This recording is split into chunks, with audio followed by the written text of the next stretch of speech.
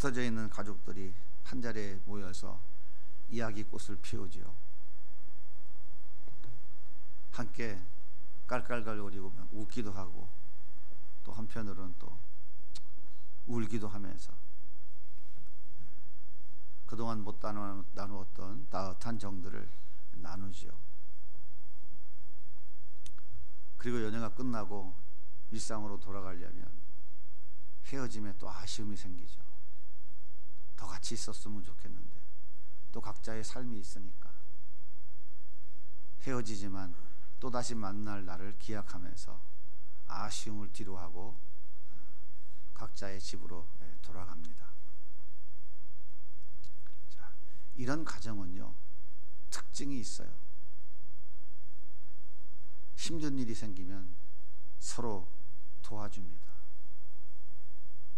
누가 잘 되면 그 잘된 한 사람이 힘이 되어주죠. 삼촌이 사업에 성공하면 자기의 경험과 노하우를 이모한테 알려주고요. 또 고모한테도 알려줍니다. 그래서 모두에게 기쁨이 되어줘요. 탁월한 자녀가 있으면 가족들이 힘을 모아서 그 자녀가 더 잘 되어질 수 있도록 그 진로를 열어주는데 힘을 모읍니다. 그리고 그 앞서간 자녀가 자기 동생들을 이끌어줘요. 너희들도 이렇게 하면 된다. 그래서 이런 가정은 다 가족들이 기쁘고 행복해요. 지금 비록 좀 힘들고 어려워도 점점 더 강해지고 점점 더 하나님의 은혜와 축복을 누리는 가정으로 점점점 세워져 가죠. 반대로 또 이런 가정이 있어요. 모이기만 하면 헐것듣고 싸우고 욕하고 비방하고, 자녀들은 부모에게 원망 불평을 쏟아내고 부모는 또 자녀들에게 책임을 전가하기 급급한 이런 가정들이 있어요. 이런 가정과 이런 가문이 행복할까요? 성경은 점점 더 약해져 간다라고 이야기하고 있어요.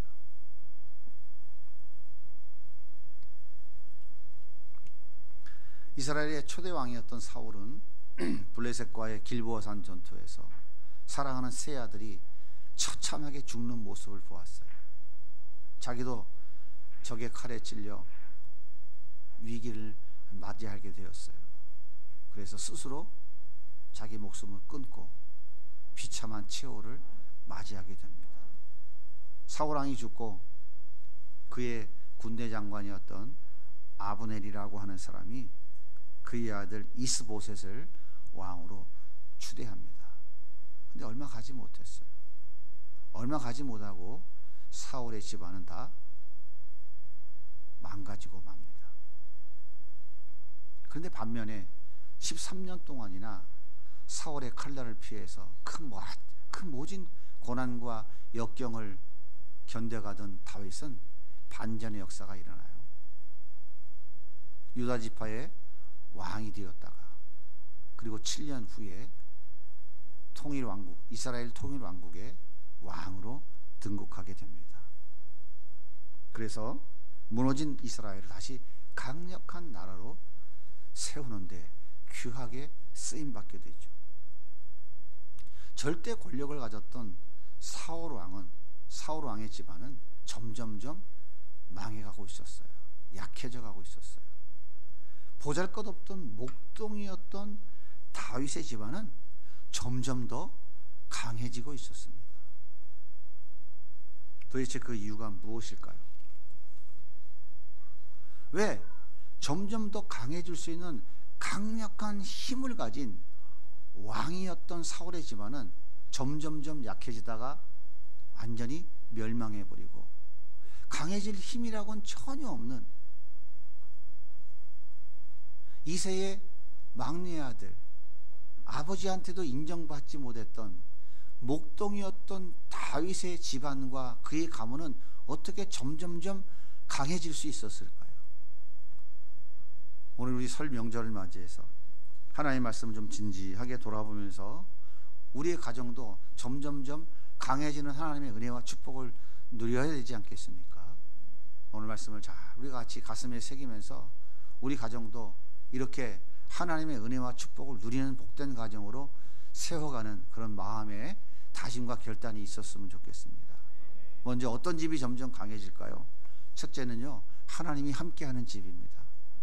하나님이 함께 하시는 집은 강해져요. 다윗은 목동이었다니까요. 다윗은 아버지한테도 인정받지 못했던 사람이었다니까요. 정말 보잘것없는, 오늘 이 시대로 말하자면 흙수저를 입에 물고 나온 그런 사람이었어요. 그런데 그 다윗이 하나님이 함께 하니까 그 목동의 자리, 가장 비천한 자리에서 어디까지 날아 올라가요? 이스라엘의 가장 강력한 왕의 자리까지 날아 올라가게 되는 거예요. 사무엘하 5장 10절은 이렇게 말씀하십니다. 우리 같이 읽어볼게요. 만군의 하나님 여호와께서 함께 계시니 다윗이 점점 강성하여 가니라.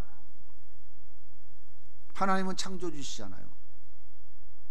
그분은 만왕의 왕이시잖아요. 그분은 전지전능하신 분이시잖아요. 그분이 다윗과 함께 하시는데 다윗이 점점 강성해지지 않을 수가 없잖아요.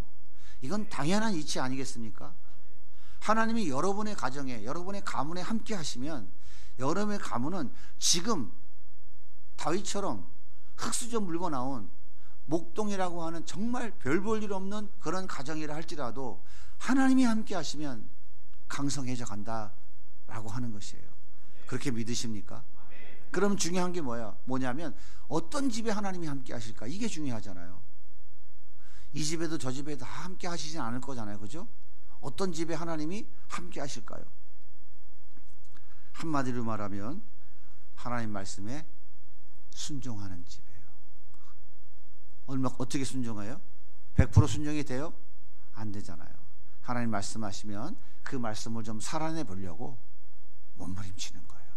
애쓰는 거예요. 최선을 다하는 거예요. 이런 가정에 하나님이 함께 하십니다. 하나님께서 여호수아를 모세를 뒤를 이어 후계자로 세웠어요. 여호수아가 200만 명이 넘는 많은 백성들을 이끌고 이제 가나안 땅으로 가는 마지막 관문 요단강 앞에 땅 도착했어요. 때는 모매기 시기, 보리가 이제 성장하는 시기예요. 이른 비가 내리는 시기다 그 말이에요. 이른 비에는 비가 많이 내려요. 그때는 씨 뿌리는 시기이기 때문에 요단강은 평소엔 물이 없어요. 근데 이 씨 뿌리는 이른비 내리는 때에는 물이 강물이 졸졸 사람 2길 정도 높이로 콸콸콸 흘러내려갑니다. 바로 그때였어요. 여호수아가 이 강물을 어떻게 건너가냐 깊이 고민하고 있을 때에 하나님께서 이렇게 말씀하셨어요. 여호수아 1장 5절입니다. 같이 읽어볼게요. 내가 모세와 함께 있던 것처럼 너와 함께 있을 것이니라. 내가 너를 떠나지 아니하며 버리지 아니하리니 나의 종 모세가 내게 명한 율법을 다 지켜 행하고 좌로나 우로나 치우치지 말라. 내가 어디로 가든지 내 하나님 여호와가 너와 함께 하느니라. 하나님 모세와 함께 할 때 어땠어요? 반석에서 물이 나왔어요. 하나님 모세와 함께 할 때 어떻게 했어요? 태양이 멈췄어요. 홍해가 갈라졌어요. 내가 모세와 함께 한 것 같이 너와 함께 하겠다. 너를 그렇게 사용해 주시겠다. 하나님이 함께 하시면 불가능도 가능케 하시는 거예요. 안 되는 것도 하나님이 하시면 되게 하시는 거예요. 그렇게 믿으십니까? 그 하나님이 너와 함께 하겠다는 거예요. 그런데 조건이 있어요. 어떻게 한다고요? 좌로나 우로나 치우치지 말고 내가 내게 명령한 것을 다 지켜 행하라는 거예요. 한마디로 말하면 하나님 말씀하신 대로 네가 순종하기만 하면 된다. 그러면 내가 모세와 함께 한 것 같이 내가 홍해를 갈랐잖아. 이까지 요단강을 못 갈르겠니? 그렇게 말씀하고 있는 거예요. 여호수아는 하나님 말씀하신 대로 제사장들을 불러서 너는 벗개를 메고 요단강에 내 발을 내디뎌라 명령을 내려요. 두려워 벌벌 떨던 여호수아가 하나님 말씀을 듣고 담대해졌어요. 여호수아의 명령을 받은 제사장들이 벗개를 메고 요단강에 발을 딱 내딛는 순간 요단강은 갈라졌어요. 바로 그겁니다. 하나님의 말씀에 순종하면 하나님이 함께 하시는 역사가 일어나는 거예요. 네 떡은 네가 먹고 내 떡은 내가 먹으면 되지 뭐. 당신 알아서 해. 나는 내가 알아서 할게. 하나님의 역사와 능력은 우리 삶에 단 1도 나타나지 않습니다. 말씀대로 순종하는 가정에 하나님이 함께 하십니다. 말씀대로 순종하는 사람에게 하나님이 함께 하세요. 하나님이 함께 한다는 말이 우리가 다른 말로 표현해 어떤 말이에요? 예수님과 함께 사는 거예요. 예수님과 함께 사는 거예요. 구약시대에는 왕, 제사장, 선지자 세 사람 외에 특별한 경우 아닌다면은 하나님이 함께 하지 않으셨어요. 근데 오늘 우리가 살아가 예수 십자가에 달려 돌아가시고 부활 승천하신 후에 오늘 이 시대에 우리가 예수 믿는 사람들은 그 예수가 영으로 우리에게 다시 오셨잖아요. 여러분 안에 계시다니까요. 그분하고 여러분 교제하셔야 돼요. 날마다 친해져야 돼요. 난 여기 있고 당신은 저쪽 가 있어? 두 사람은 어떻게 해요? 부부예요? 부부는 부부인데 부부가 아니에요. 그죠? 제가 우리 병선이한테 어제 물어봤어요. 병선아, 넌 아버지를 믿지? 믿지. 그러면 아버지가 날 낳아준 걸 안 믿어? 근데 아버지는 사랑하냐 어떠냐 물어봤더니 좀 서운하죠. 서운한 관계죠. 친하지 않다 이 말이야. 믿잖아, 아버지가 날 낳아준 거를. 근데 그분하고 나하고는 뭐야? 함께함이 없는 거야. 교제가 없는 거야. 사랑이 없는 거야. 믿는 것과 아는 것, 즉 같이 사는 것과는 다른 거라니까요. 근데 우리는 좀 안다고 다 믿는다고 무조건 다 하나님의 능력이 나한테 나타난다고 생각하는데 그게 아니라고요. 아는 것이 뭐라고요? 그분의 계명을 지키는 거라고요. 모세에게 말씀하시고 여호수아에게 말씀하시고 구약에 얘기한 얘기 똑같은 얘기라니까요. 신약성경에서 얘기하는 거하고 똑같은 얘기라니까요. 신구약성경이 다른 얘기하는 게 아니란 말이에요. 구약시대에는 모세나 여호수아나 이런 제사장, 선지자, 왕 이런 사람들에게만 관계가 됐던 이야기인데 이제 오늘 이 시대에는 우리 모두에게, 믿는 모두에게 그 예수님이 함께하고 계시다고요. 지금 반대로 사울 보세요. 하나님 말씀을 버렸어요. 하나님 절대로 함께하지 않습니다. 하나님께 사울에게 아말렉 족속을 진멸하라고 명령을 내렸어요. 사울이 21만의 군사를 일으켜서 아말렉 족속을 진멸하러 갔습니다. 딱 가서 보니까 야, 이게 너무 좋은 게 많은 거야. 양도 좋고 뭐 가축도 많고, 야, 이게 다 돈인데 그러면서 다 끌고 온 거예요.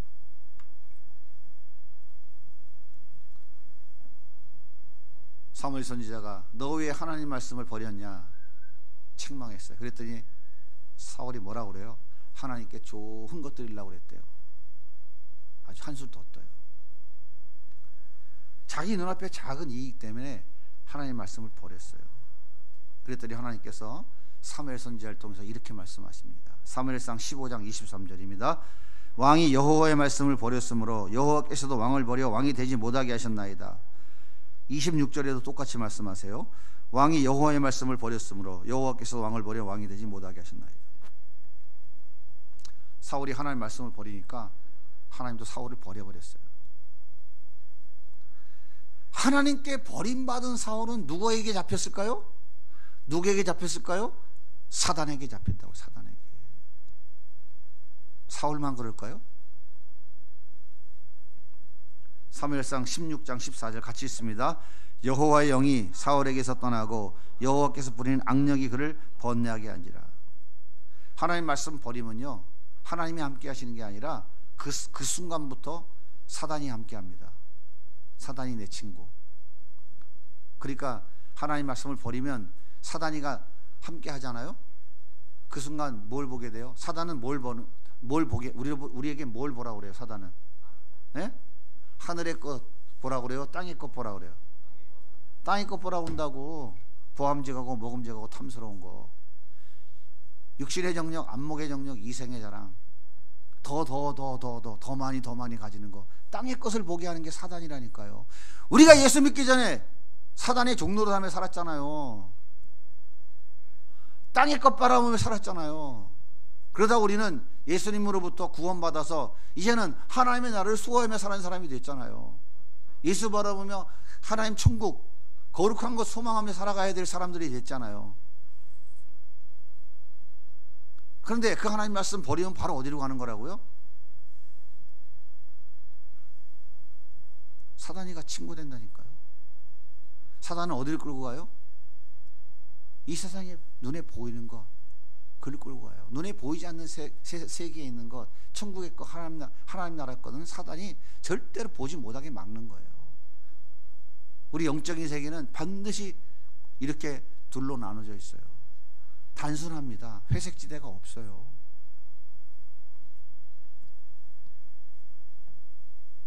엘리 제사장은 사무엘 시대 최고의 지도자였어요. 근데 하나님께서 엘리의 집에 영원토록 심판을 내리겠다고 말씀하셨어요. 도대체 이유가 뭘까요? 사무엘상 3장 13절 같이 읽을게요. 그가 자기 아들들의 저주를 자청하되 금하지 아니었음이라. 이러므로 내가 엘리의 집에 대하여 맹세하기를 엘리 집의 죄악은 제물로나 예물로나 영원히 속장을 받지 못하리라. 자식들이 하나님 말씀을 버리고 죽을 죄를 짓는 것을 뻔히 보면서도 아버지인 엘리 제사장이 그를 말리지 않았어요. 이것이 그 가문이 완전히 멸망당하는 가장 큰 이유라고 성경이 말하는 거예요. 엘리의 두 아들 홈니와 비나스도 제사장이었습니다. 제사장은요, 제사를 지내고 고기를 삶을 때에 제사장 몫으로 하나님 구별을 시켜놓은 게 있어요. 그것은 뭐냐면 앞가슴과 뒷다리예요. 이것만 제사장 몫이에요. 나머지 거는 가져가면 안 돼요. 그런데 홈니와 비나스는 나지양이 삼지창 가지고 와가지고 가마솥 열어놓고 그냥 아무거나 지 가고 싶은 거 그냥 푹 찔러서 가지고 갔어요. 갈비살에 맛이 컸다. 갈비살 푹 찔러 가지고 갔어요. 하나님의 제사를 멸시하는 거예요. 그리고 제물을 잡으면 제일 먼저 기름을 발라야 돼요. 기름을 싹 발라내서 이것을 번제단 위에 태워야 돼요. 기름은 하나님 거예요. 그런데 아직 기름도 발라지도 않았는데 생고기 그냥 지가 야, 난 오늘 갈비 먹고 싶으면 양갈비 그거 잘라. 지가 그냥 가지고 가버린 거예요. 오늘 목살이 먹고 싶다. 목살 그거 내놔. 막 가져간 거예요. 지 몫이 아니거든. 재물을 자기 멋대로 가지고 가는 것, 하나님 제사를 멸시하는 거예요. 그런데 더 기가 막힌 것은 성막에서 제사장들을 도와 일하는 여자들을 겁탈까지 했어요. 이게 죽을 짓 아닙니까? 하나님 말씀을 버린 정도가 아니에요. 이건 죽을 짓인 거. 그러면 아버지 엘리가 어떻게 해야 돼요? 내 이놈들 몽둥이 두들겨 패서라도 그 자식들이 하나님 말씀 안에 돌아오도록 가르쳐야 되는 거 아닌가요? 그런데 엘리가 그렇게 하지 않았어요. 그것이 하나님이 그 가문을 저주한 이유라고 성경이 가르쳐 주는 거예요. 사무엘상 13절에 보면 이렇게 얘기해요. 금하지 아니했다. 금하지 않았다는 말은 무엇이냐면 책망하지 않았다 이 말이에요. 자식들이 이런 짓 하면 몽둥이 패서라도 가르쳐야 되는데 그 아버지 엘리 제사장이 그냥 내비둔 거예요. 그러지 말아라, 그러지 말아라. 말로 하면 듣습니까? 말 안 들으면 회초리를 쳐서라도, 안 들으면 몽둥이를 때려서라도 하나님 말씀 앞에 서도록 가르쳐야 되는데 그냥 내비둔 거예요. 엘리 가문이 멸망한 것은 자식이 지은 죄 때문이 아니에요. 자식들이 자기 멋대로 살도록 그냥 방치해 둔 것이 이유예요. 책망하거나 바르게 가르치지 않았다는 거예요. 다시 말하면 하나님 말씀대로 살지 않는 자식들을 똑바로 교육시키지 않았기 때문에 그 가문이 하나님의 저주받아 완전히 멸망했다 이 말이에요.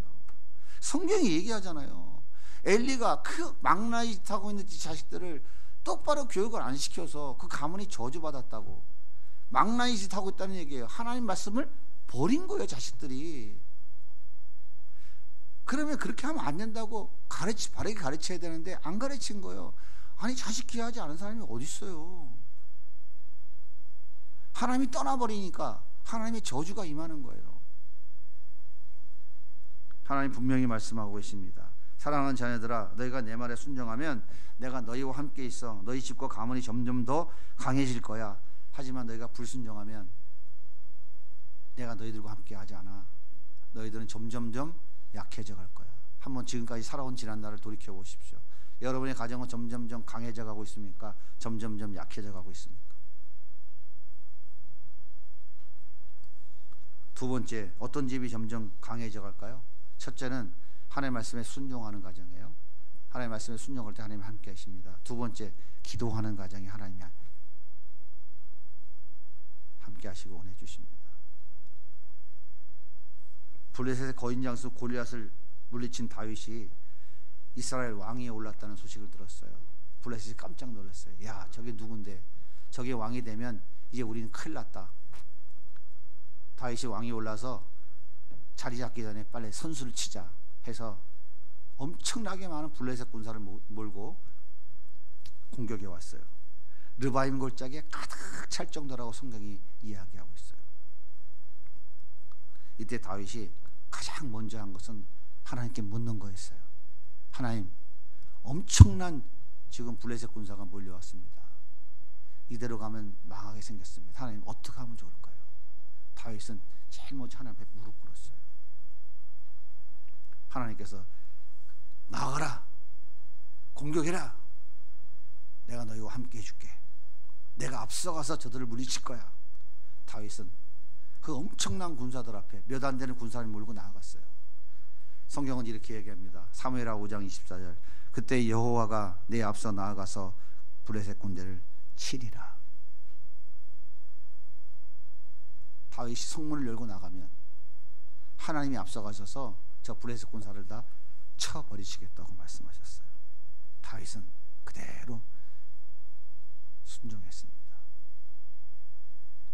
승리했어요. 그런데 얼마 지나지 않아서 블레셋 군사가 또 공격해 왔어요. 르바임 골짜기에 가득 모였어요. 야, 지난번하고 똑같은 방법으로 저들이 또 공격해 왔네. 문 열고 나가서 싸우자. 싸우러 갔을까요? 아니에요. 지금 상황은 지난번하고 똑같아. 지난번 승리했던 방법으로 전쟁하면 나가 싸우면 되는 거야. 근데 다윗은 자기 경험, 지난번 승리했던 경험을 동원하지 않아요. 상황은 똑같지만 그럼에도 불구하고 다윗은 하나님께 또 물어봅니다. 기도해요. 하나님, 저들이 또 왔네요. 르바임 골짜기에 가득했네요. 어떻게 할까요? 나갈까요? 나가지 말까요? 어떻게 할까요? 하나님께서, 야, 니들 살짝 뒤로 돌아가서 저들 뒤에 숨어라.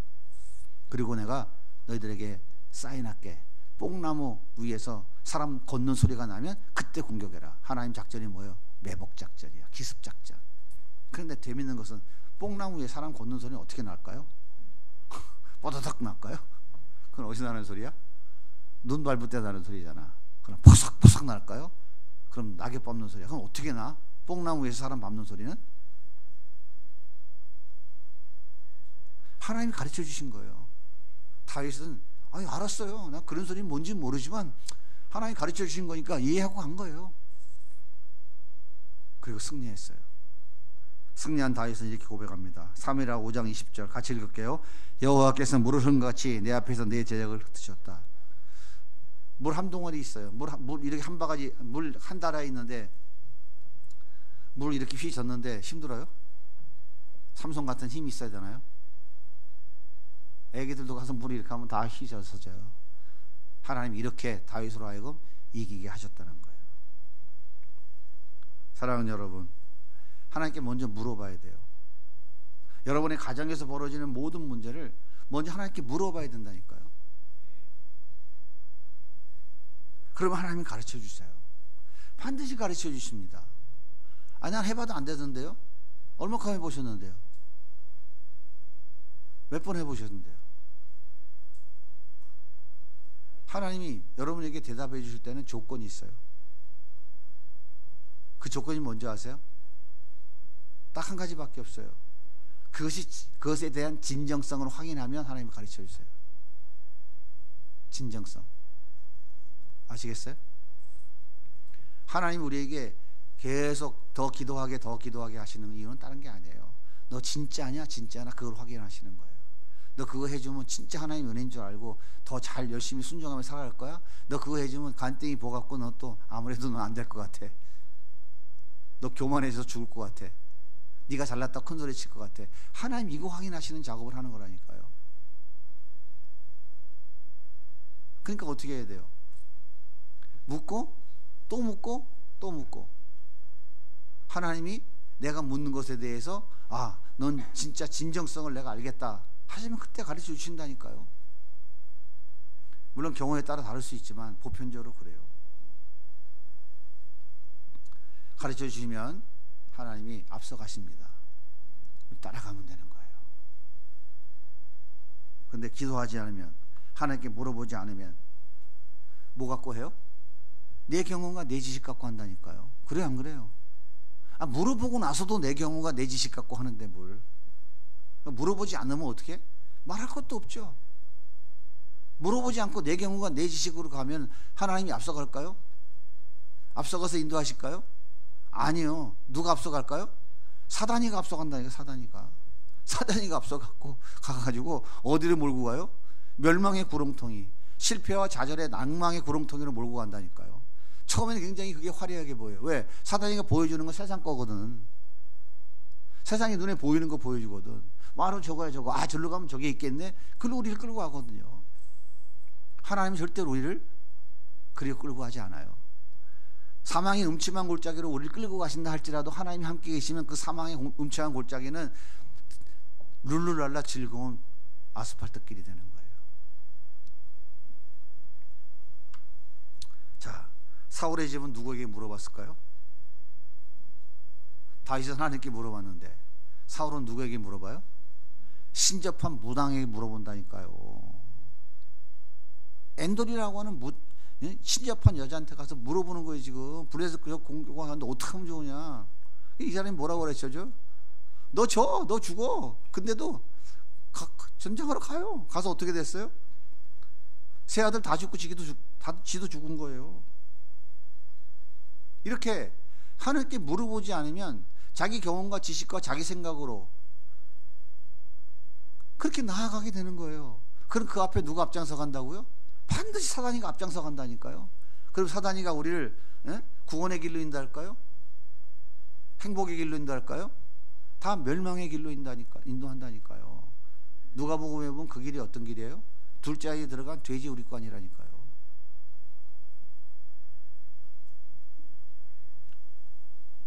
기도하는 집이 점점 강해집니다. 세 번째입니다. 어떤 가정이 점점 강해질까요? 여호와께 맡기는 가정, 하나님께 맡기는 가정. 물맷돌과 막대기 손에 드는 소년 블레셋은 블레셋 거인 장수 골리앗 향해서 이렇게 외칩니다. 사무엘상 17장 47절이에요. 같이 읽어볼게요. 여호와의 구원하심이 칼과 창에 있지 아니함을 이 무리에게 알게 하리라. 전쟁은 여호와께 속하는 것인즉 그가 너희를 우리 손에 넘기시리라. 골리앗은 그 엄청난 창, 투구 다 메고 나왔잖아요. 근데 다윗은 뭐가 들고 나와요? 요만한 짝대기 하나 물맷돌 들고 온 거야. 근데 다윗이 가소롭잖아. 야, 네가 뭐 지금 네가 나를 개로 여기냐? 이러면서 골리앗이 하도 기가 막혀서 그러잖아요. 다윗이 뭐라 그럽니까? 너는 창검을 의지하고 나왔지만 나는 만군의 여호와의 이름으로 나왔다. 전쟁은 너의 힘으로 이기고 지는 게 아니야. 전쟁은 누구에게 속했다? 하나님께 속한 거야. 그걸 하나님께 속했으면 누가 이기겠어요? 하나님이 편들어주는 사람이 이기겠죠? 하나님이 함께하는 사람이 이기는 거 아닙니까? 다윗은 하나님이 나와 함께하기 때문에 이 전쟁은 하나님 손에 다 달려있다. 그러니까 하나님께 맡기겠다. 그러고 나와서 외치고 있는 거예요. 하나님 손에 달려있잖아요. 우리의 생사화복과 우리의 모든 것은 누구 손에 달려있어요? 누구 손에 달려있어요? 사업이 망하는 거, 사업이 흥하는 거, 건강한 거, 건강하지 않은 거 누구 손에 달려있어요? 누구 손에? 하나님 손에 달려있어요. 하나님 손에 달려있으면 하나님께 맡기면 될 거 아니에요. 그럼 하나님이 자기 자녀들을 망하게 하시겠어요? 흥하게 하시겠어요? 맡겨야 된다고요. 우리 가정의 일을 누구에게 맡겨야 돼요? 하나님께 맡겨야죠. 하나님 손에 올려드려야죠. 하나님 뜻대로 행하시옵소서. 시편 38편 5절입니다. 같이 읽을게요. 너희 길을 여호와께 맡기라. 저를 의지하면 저가 이루시고 내 공의를 정오의 빛같이 나타내리시리라.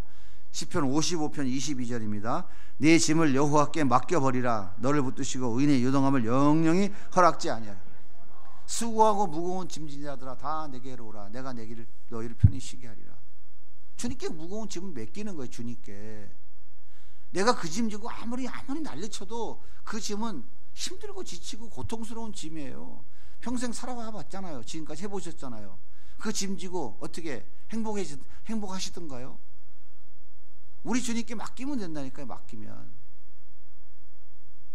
맡기지 않으면 네가 잘났네 내가 잘났네 맨날 싸워요.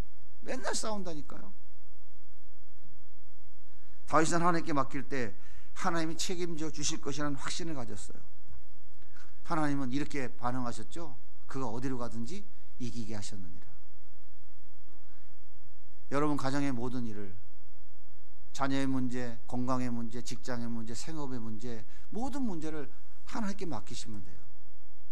하나님 해결해 주세요. 내가 해결하려고 해봐요. 아무것도 안 돼요.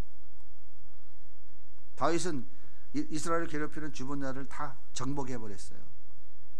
하나님 그와 함께 하시니까, 맡기니까 하나님이 하시는 거예요. 근데 사울은 어땠어요? 맡기지 않았어요. 왕권의 문제, 집안의 문제, 심지어 제사 드리는 문제까지, 그리고 다윗을 죽이려고 하는 것까지 하나님께 맡긴 게 아무것도 없어요. 하나님 뜻대로 하시옵소서 맡긴 것이 없으니까 자기 주장, 자기 생각, 자기 경험대로 일관하게 됐던 거예요. 어디까지 갔어요? 블레셋에 의해 세 아들 죽고 자기도 적의 칼에 맞아 신음하고 있는 그 자리까지 내려갔어요. 거기에서도 하나님 앞에 회개하고 돌아오지 않았어요. 스스로 목숨을 끊어버리고 말았어요. 정말 부끄러운 가문을 세상에 보여준 것이죠. 사랑하는 여러분, 설 명절을 맞았습니다. 우리 가정의 모습은 어떤가요? 점점 강해지고 있나요? 점점 약해지고 있나요? 하나님의 은혜가 우리 가정과 가문에 점점점 더 커져가고 있나요? 아니면 점점점 약해져 가고 있나요? 예수 믿는 우리 가정이 하나님을 섬긴다고 하면서 예수와 함께 산다고 그러면서 그 하나님이 나의 아버지시고 그분이 나의 능력이라고 말은 하는데 그 하나님의 은혜와 축복이 우리 가정에는 점점점 커져가고 있어요? 점점점 약해져 가고 있냐고요?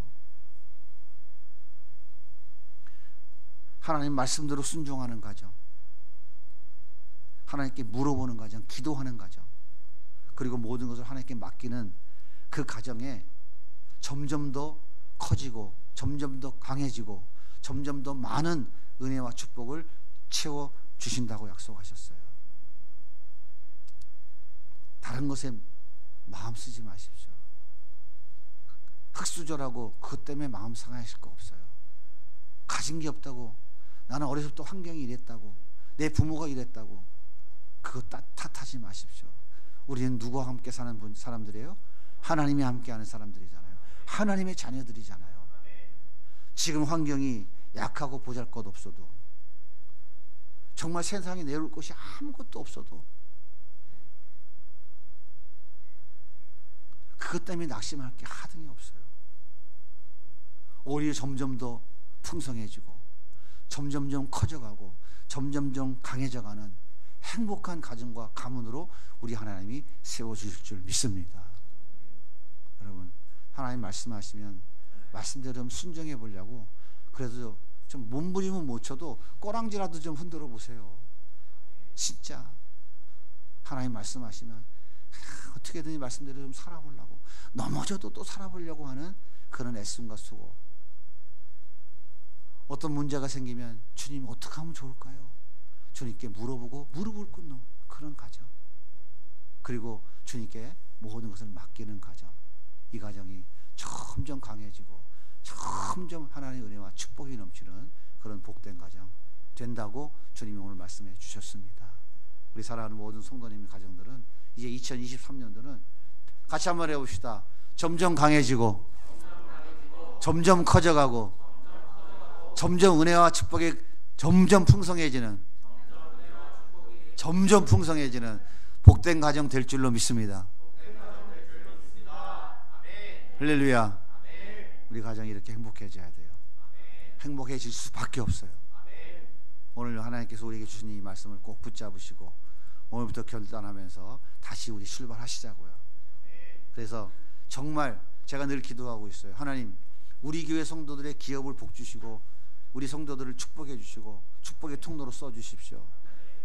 다른 교회에서 자꾸 선교회 보내주고 뭐 다른 사람들이 선교회 보내주는 건 이제 그만하시고 우리 교회 성도들을 축복의 통로로 써 주세요. 제가 말씀드렸죠. 제가 계속 그렇게 기도하고 있다니까요. 그렇게 하나님 하고 계세요. 올해 2023년도에는 더 큰 하나님의 강해짐이 여러분의 가정과 생업에 넘쳐나기를 예수님의 이름으로 축복합니다.